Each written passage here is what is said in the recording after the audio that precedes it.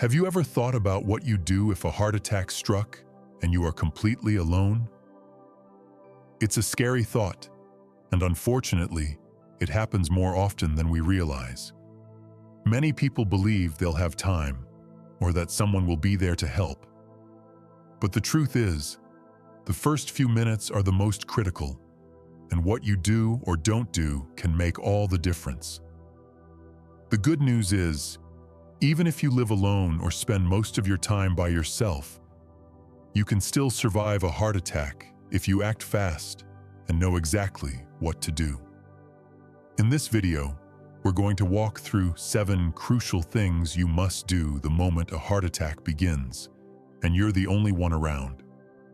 These steps are simple, practical, and life-saving. You don't need medical training. You don't need fancy equipment. You just need to be prepared and stay calm. We'll break it down step by step: how to recognize the first signs, what to take immediately, how to keep your heart from working too hard, and even what small actions you can take that could give you just enough time to get the help you need. Stay with us until the end, because the last few steps are the ones most people forget.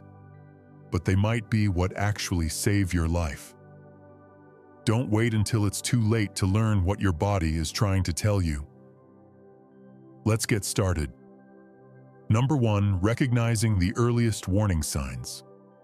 The first and most important step in surviving a heart attack alone is knowing what it feels like. Not just in your chest, but in your whole body. Most people expect a dramatic, crushing pain in the chest, like you see in movies. But the truth is, real heart attacks often begin with much subtler symptoms, and those early signs can be easy to ignore until it's too late. What you're looking for is a deep, uncomfortable pressure or squeezing sensation in the center of your chest. It might feel like something is sitting on you, or like your chest is slowly being filled with cement. It could also come and go, making you think it's nothing serious. But if it lasts more than a few minutes or keeps returning, don't second-guess it. Other early signs include shortness of breath even without chest pain. You might feel like you just walked up a hill, even if you're sitting still. Some people feel pain in the arm, shoulder, neck, or jaw. Others get lightheaded, break out in a cold sweat, or feel nauseated and dizzy.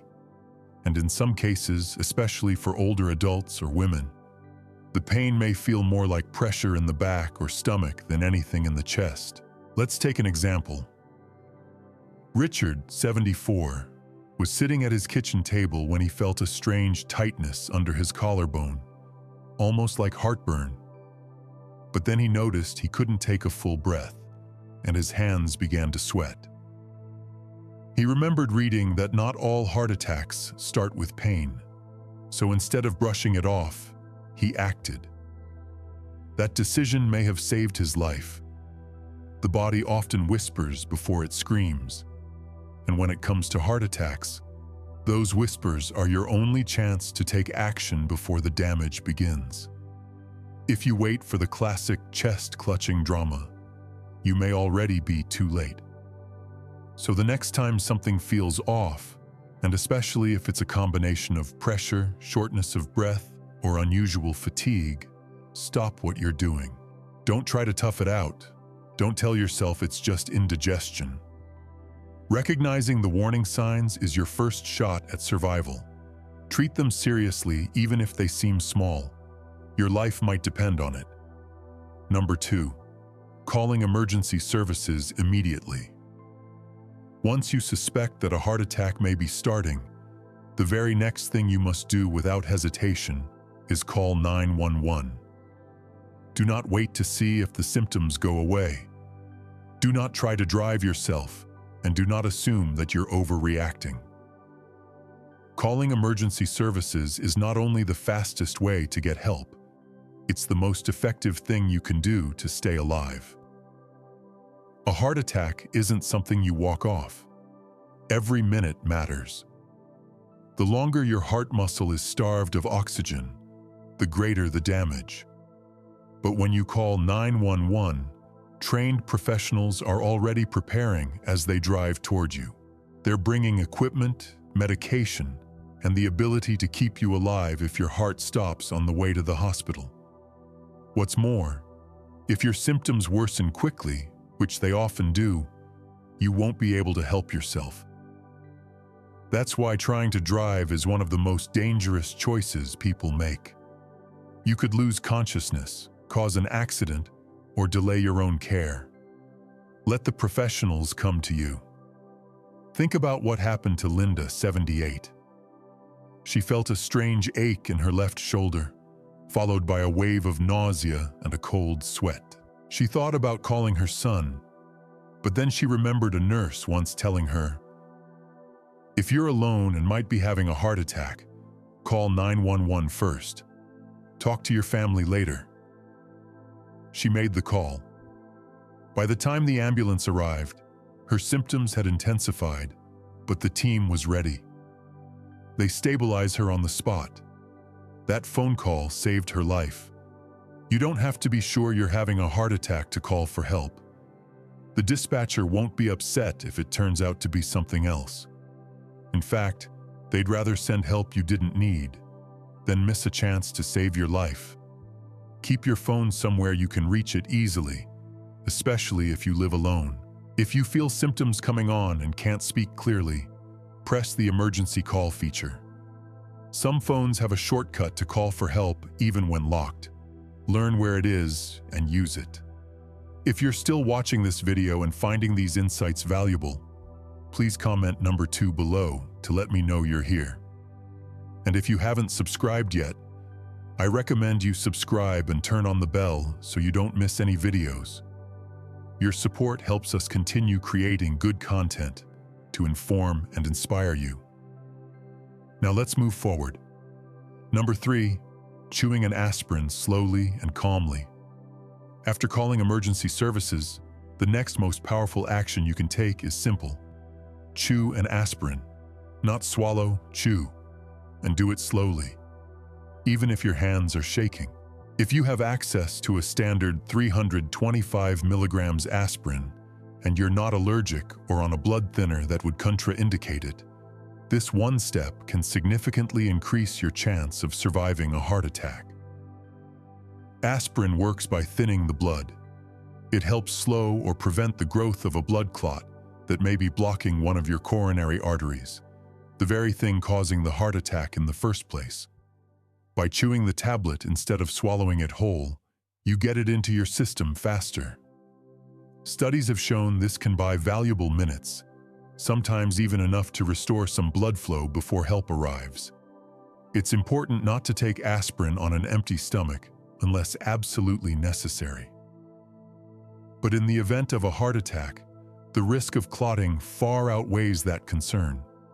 Also, don't take coated or delayed release aspirin. If it's all you have, chew it anyway. You want the effects to start as quickly as possible.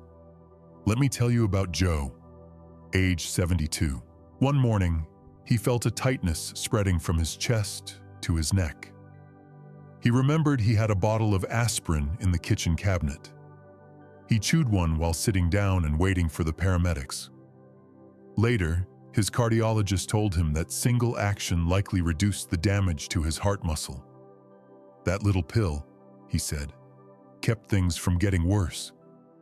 If you live alone, make sure aspirin is easy to access. Store some in a nightstand, your kitchen drawer, or even in your wallet. Make sure it hasn't expired, and tell your loved ones where you keep it in case they ever need to help you.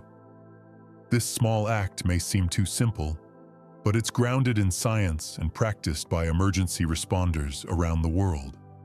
Chewing aspirin during the onset of a heart attack isn't just a tip, it's a proven intervention. And in those critical first minutes, it can be the difference between walking out of the hospital or never making it there at all. Number 4, sitting or lying down to protect your heart. Once you've called for help and taken aspirin, Your next job is simple but absolutely critical. Stop moving. Sit or lie down in the safest, most comfortable position you can. This isn't the time to pace. Gather belongings or unlock doors unless it's absolutely necessary. Any additional physical effort puts more strain on your heart, which is already struggling to get enough oxygen.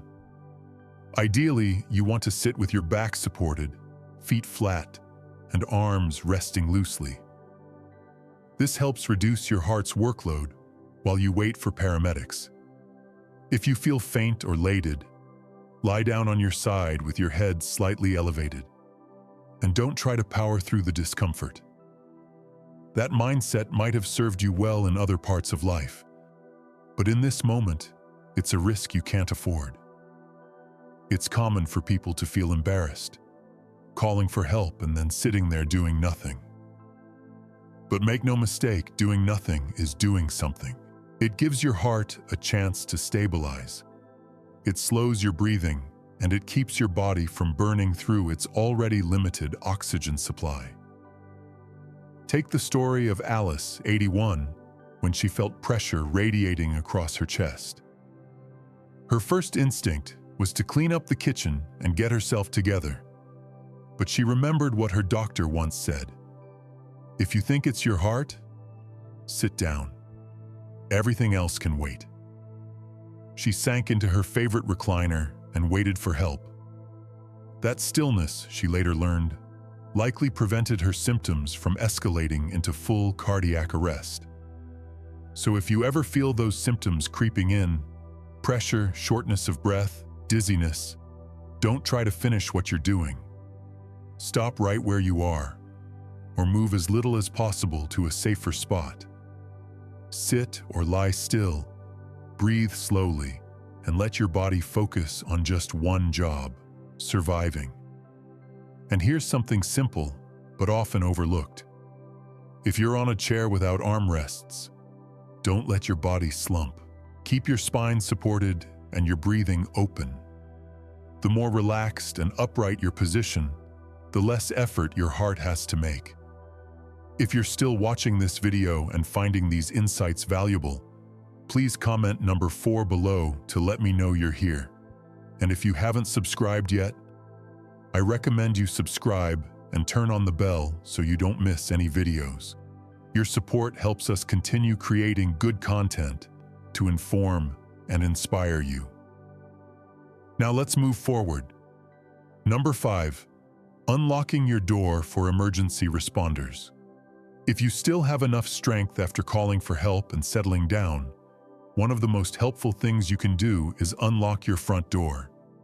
It may seem like a small step, but in an emergency, even seconds matter, and a locked door can delay treatment when time is everything. Paramedics are trained to break in if needed, of course, but forced entry adds time, causes damage, and might even startle or injure you if you're close to the entry point. Unlocking the door in advance lets them walk right in and begin care immediately. That simple act could save several minutes that your heart might not have. If you live alone, especially in an apartment or gated community, think through the logistics before a crisis ever happens. Is your door easy to open from the inside? Do you have a visible address? Is there a spare key someone close by can access? These are things that don't seem urgent until they suddenly are. Consider Paul, 76, who lives in a small condo. When his symptoms began, he called 911, chewed an aspirin, and unlocked his door all in under 2 minutes. The paramedics said that single action helped them reach him 30 seconds faster and saved them from having to break in. That's the last thing I would have thought of, he later said, but it might have been what got me help just in time. If walking to the door feels too risky, don't do it. Sit down and focus on your breathing. But if you're close to the door and feel steady enough to reach it safely, go ahead and unlock it.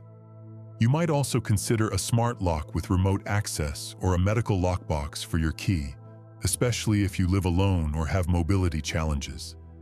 It's a small act of preparation, but it sends a message to the people coming to save you. You're ready. You've done your part. Now it's their turn to do the rest. Number 6. Using your phone's speaker or medical ID features. If you're waiting alone during a heart attack, your phone becomes more than just a communication tool. It becomes your lifeline. And one of the smartest ways to use it in that moment is by switching to speakerphone. This allows you to talk to emergency responders hands-free, so you can focus on breathing and staying as calm as possible, without needing to grip your phone tightly or hold it to your ear. When you're under distress, even the act of holding something to your ear can make it harder to breathe. Using speakerphone not only reduces physical strain, but allows the dispatcher to hear you more clearly if you suddenly become too weak to talk. It also lets them listen for signs of your condition in the background, your breathing, your movements, even your tone. Beyond that, every smartphone now has something just as critical: your emergency medical ID. On an iPhone, it's accessible even from the lock screen. On Android phones, there's often a similar feature. It holds vital information like your age, allergies, medications, and medical conditions. If you're unconscious when paramedics arrive, this data can save time and guide decisions about your care. Take Susan, 79. She passed out just moments before help arrived. But because her phone had her medical ID set up, the paramedics knew immediately that she was diabetic and allergic to penicillin. That saved them from giving her something that could have made things worse.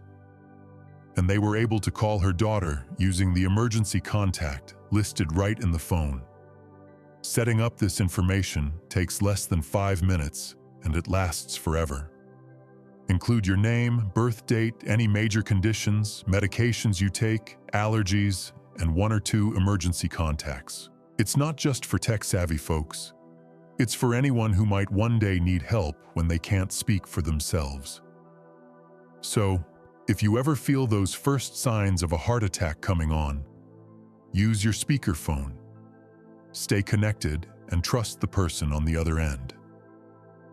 Their calm voice, steady instructions, and constant presence can make the waiting less terrifying. And if something happens before help arrives, your phone might still speak for you when you no longer can. If you're still watching this video and finding these insights valuable, please comment number 6 below to let me know you're here.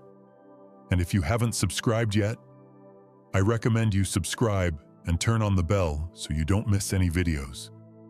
Your support helps us continue creating good content to inform and inspire you. Now let's move forward. Number 7, slowing your breath to steady your heart. In the middle of a heart attack, it's easy to feel like panic is taking over. Your chest feels tight, your thoughts race, and every second seems louder than the last. But there's one final tool you still have: your breath. And if you use it well, it can calm your nervous system just enough to give your heart a better chance at holding steady. Controlled breathing isn't about curing the heart attack. It's about keeping your body from spinning into full-blown shock while help is on the way. The more anxious you become, the faster your heart may beat. But slowing your breath can gently pull that rhythm back down. You don't need a special technique. Just try this. Breathe in slowly through your nose for about 4 seconds.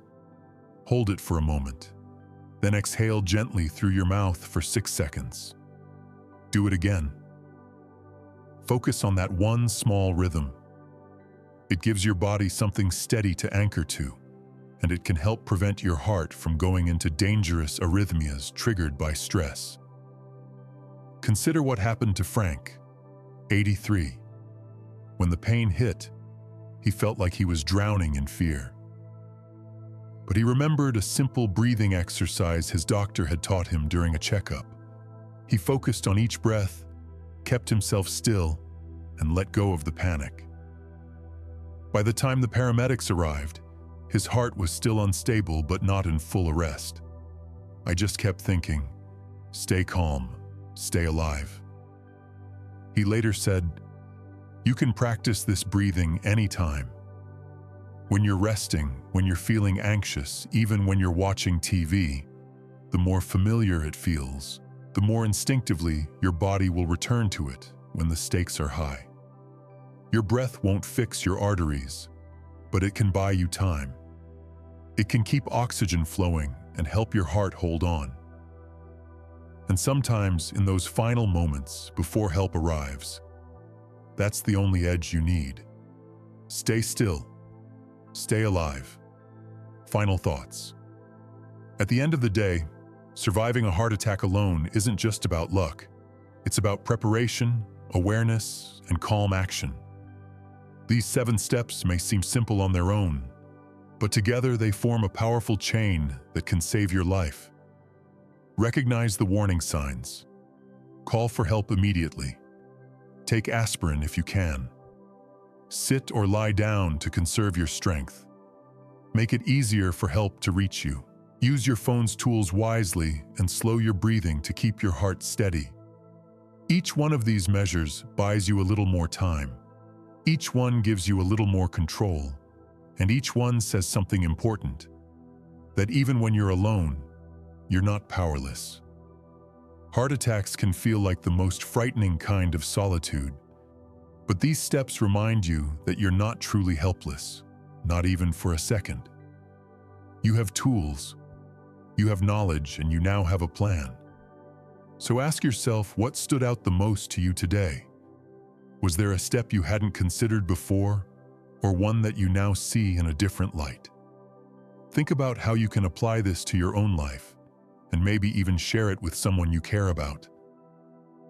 It might not just save your life, it could save theirs too. Thank you for joining us today.